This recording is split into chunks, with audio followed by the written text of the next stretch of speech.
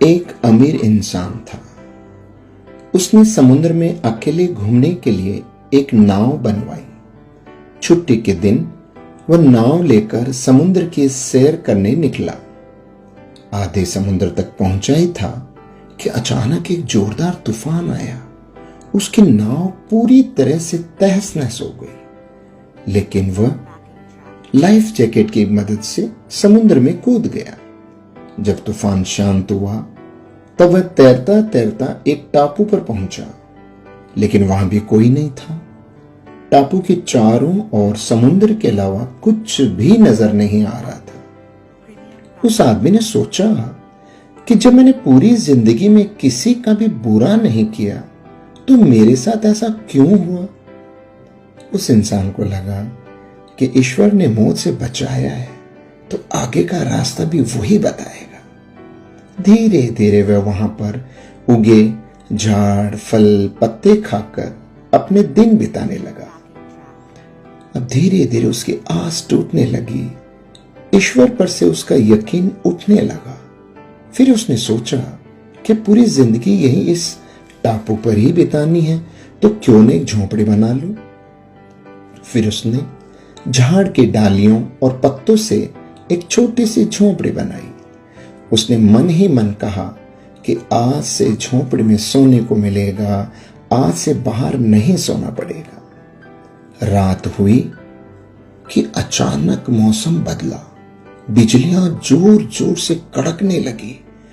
तभी अचानक एक बिजली उस झोंपड़ी पर आ गिरी और झोंपड़ी धधकते हुए जलने लगी। यह देखकर वह इंसान टूट गया। आसमान की तरफ देखकर बोला, हे परमात्मा, ये तेरा कैसा इंसाफ है। तूने मुझ पर अपनी रहम की नजर क्यों नहीं की। फिर वह इंसान हताश होकर सर पर हाथ रखकर रो रहा था कि अचानक एक नाव टापू के पास आई। नाव से उतरकर दो आदमी बाहर आए और बोले कि हम तुम्हें बचाने आए हैं।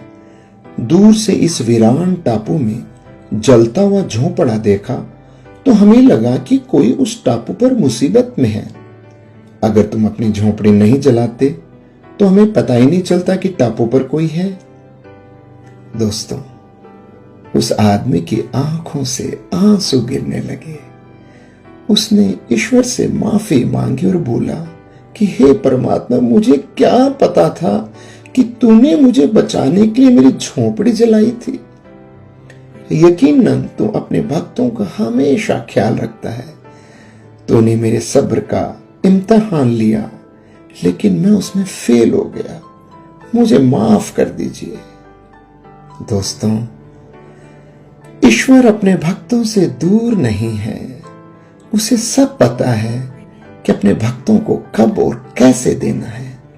उसकी रहमतों की बरसात तो हर पल हर घड़ी 24 घंटे हो रही है। बस कमी है तो हमारे विश्वास की।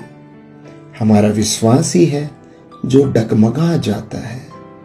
जब एक सांसारिक पिता ही अपने बच्चे को दुख तकलीफों में नहीं देख सकता तो जिस पिता ने इस सृष्टि की रचना की है वो भला कैसे अपने बच्चों को बीच मझधार में छोड़ सकता है।